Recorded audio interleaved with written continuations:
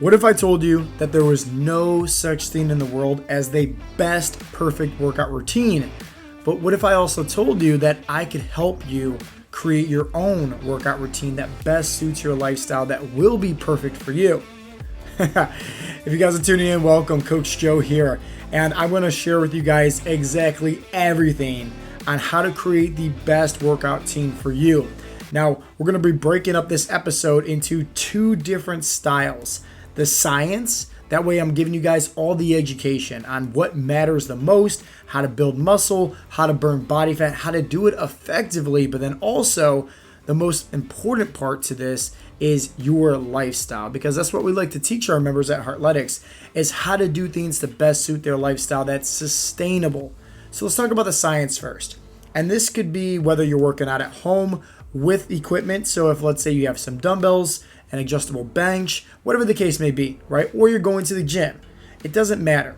As long as you're focusing on having some form of strength training, resistance training, this is what's going to really make this worthwhile into creating the best workout routine for you. So the science, right? First off, once again, there is no perfect workout split, no perfect workout routine at all. There's full body workouts. There's push-pull leg style workouts. There's, antagonist muscle groups. There's also upper body, lower body splits. The list goes on, right? Whether you're working out 3 days a week or whether we're working out 6 days a week, there's multiple splits and you can mix it up however you want. But let's just break it down in a way where it makes easier sense in understanding how to create a split that works best for you. For starters, the science, right? One is understanding to properly train a muscle group, you should be having a form of frequency and volume. And we'll explain that here in a little bit. But when it comes down to creating a split that works best for you, just take this right and just keep this in mind. What we find what works best for our members that we coach is training each muscle group at least 2 times per week. So think about it, right?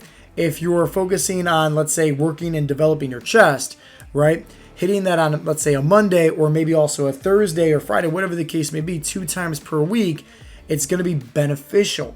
This is why I'm not the biggest fan of bro splits out there, where you're only focusing on, targeting one muscle group for one workout, and you're not hitting that muscle group again until the following week.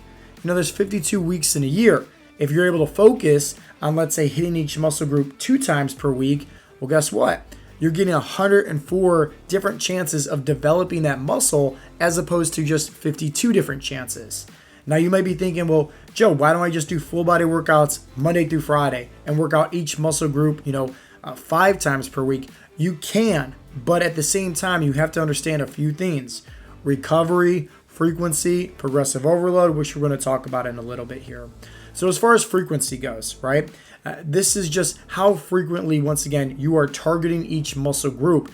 And then when it comes to volume, that has a lot to do with the sets, the reps, everything like that. And when it comes down to the sets, per week that you should be hitting each muscle group, it's a sweet spot, right? There's no perfect sets that you should be doing, but it is between 10 to 20 working sets per week.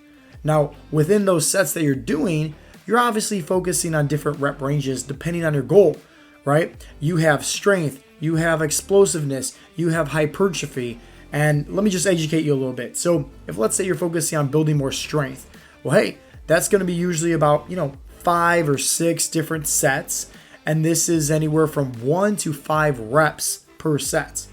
Now, this is where it's really like an RPE, let's say a 9 and a 10.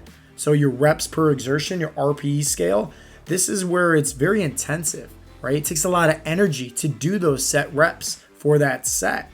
But then you have other things like hypertrophy, right? That could be anywhere from 3 to 4 sets, anywhere from 8 to 12 different reps, per set. And once again, you might not be using as much strength, right? But at the same time, you're still working, right? Maybe a 7 or 8, maybe even up to a 9, right? Just depending on that set for the hypertrophy range for the RPE scale. And then lastly, endurance, right? Endurance could be anywhere from, 2 to 3 sets, anywhere from 15 to 20 reps. And so it's obviously lighter on the weight, but you're doing more repetition, more volume. So frequency and volume, a lot has to go into play when it comes to developing that muscle. But regardless of the split, regardless of the volume, regardless of the frequency, you need to understand how to break down those muscle fibers, right? Because that's where it's going to come back bigger, stronger, leaner from. And that's by focusing on progressive overload, right? There's multiple different ways to focus on progressive overload, whether it's lifting heavier weight each and every week, but at the same time, understand that at some point, you're going to hit that max level where you can't continue to just add more weight on the bar. You're going to hit that tipping point, which is okay. It's totally understandable, right? Nobody just starts off at, 20-year-old bench pressing 135 pounds. Next thing you know, they're in their 40s benching 2,000 pounds just because they added 10 pounds every single week. It doesn't work like that. Eventually, you're going to hit that max level, and that's fine. You can focus on other ways to tax that muscle and focus on that progressive overload, whether it's more volume, whether it's different things like, shorter rest intervals in between each set. Once again, it's any ways to just really change things up. I mean, shoot, you can even do, supersets where you're going from one exercise, let's say, you're doing incline dumbbell chest press, and then immediately to incline dumbbell chest flies. Two different exercises, but right back to each other where you're taking minimal rest in between. So that's considered a superset. You're targeting each muscle group. Or you can do a drop set where let's say you do an incline, dumbbell chest press. And let's say you got like 80 pounds and you're doing, let's say 6 reps. And then immediately drop the weight and maybe drop to 50 pounds. And you're banding out till failure, right? That would be considered a drop set. So there's multiple ways to tax the muscle to making sure that you're progressing, right? Progressive overload. And as far as hitting each muscle group, think about it like this. You have your compound exercises, and these are exercises that work multiple muscle groups within the body. So think about like a barbell back squat. Yes, you're primarily working out your legs, but think about it. You're working out your glutes, your hamstrings, your quads, but also stabilizers in your core. Think about your upper traps to hold that barbell across to the top of your back. So it's like a compound exercise because you're using multiple different muscle groups within the body to do that set exercise. And so it's going to be a little bit more taxing. So these would be common for the best areas to focus the most energy on in terms of progressive overload, as opposed to isolation exercises. Like let's just say bicep curls, for example, right? Dumbbell bicep curls. You're only using one specific muscle group, so there's a big difference between where you want to focus a lot of time and energy on that progressive overload, as opposed to some of the isolation exercises where it's best to just keep them to the end of your workout routine where, hey, you can just touch base with them at last. Now, that's just the science, okay? There's a lot that goes into that, right? So much more, but I want to keep it simple for you because at the end of the day, what we focus on Heartletics is KISS. Keep it simple, stupid. I don't want this to go in one ear and out the other. So let me quickly give you a rundown, right? Work out each muscle group at least 2 times per week. Focus on progressive overload. If you can keep it like that, trust me, you will have so much more knowledge than anybody else out there that doesn't know how to train their body properly. Just focus once again, hitting each muscle group 2 times per week. Focus on progressive overload. Prioritize obviously your compound exercises as opposed to your isolation exercises.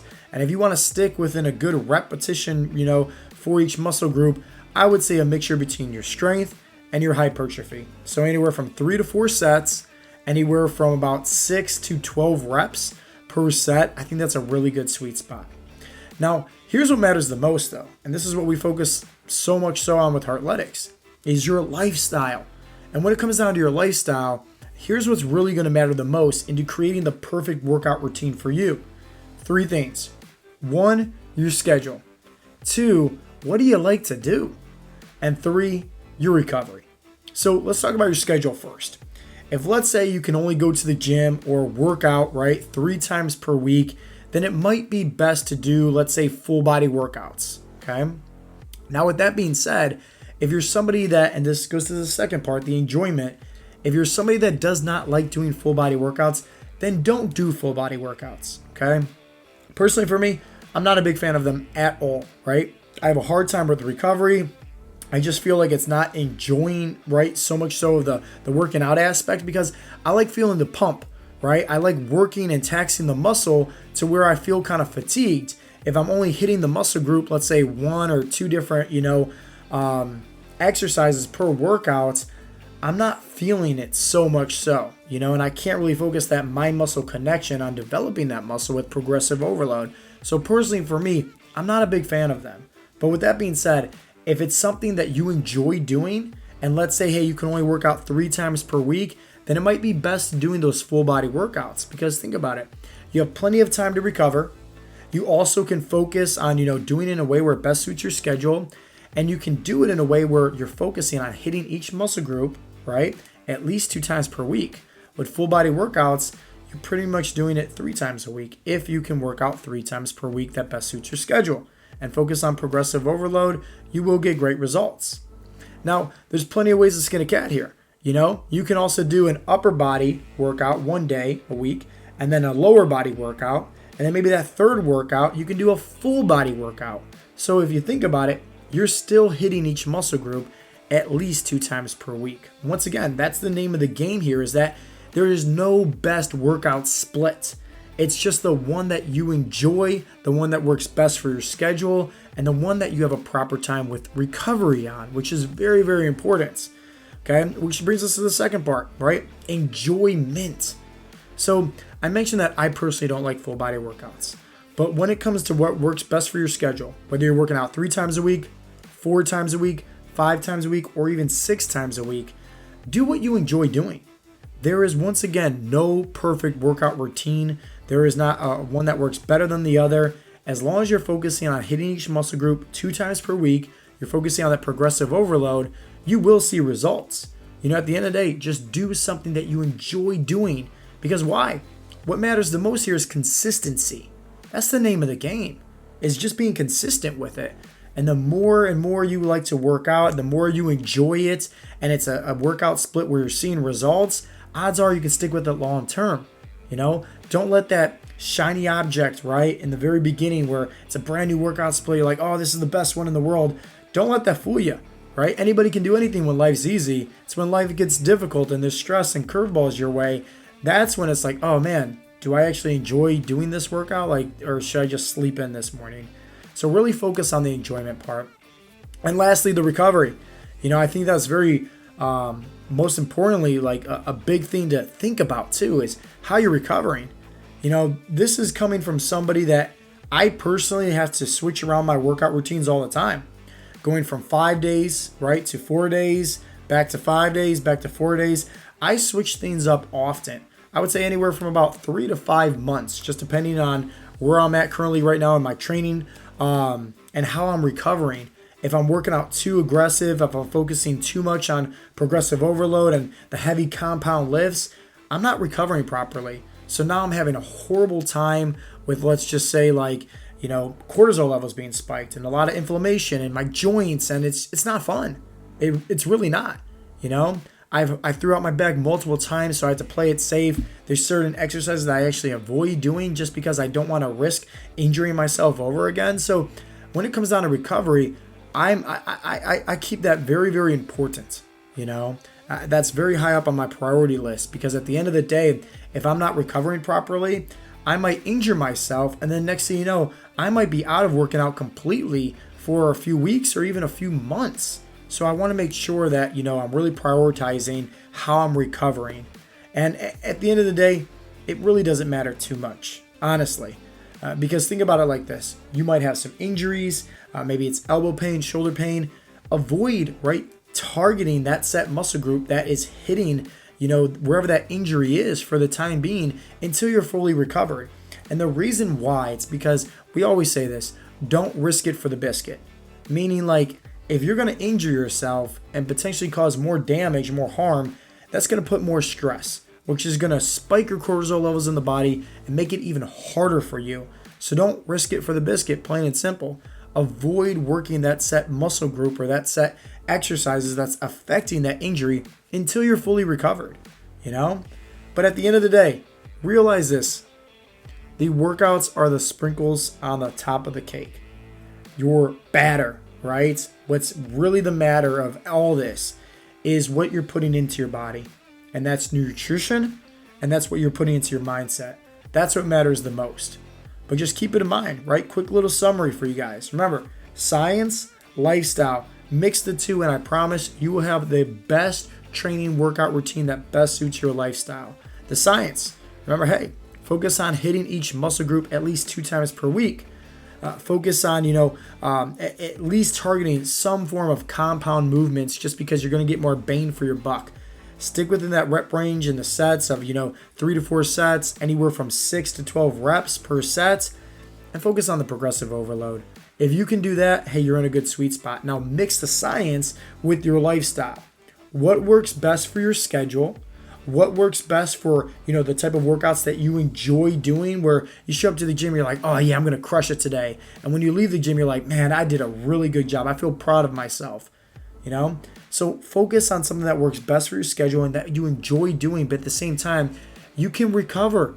If you notice like, hey, you can't do full body workouts because you're having a hard time recovering, then don't do full body workouts.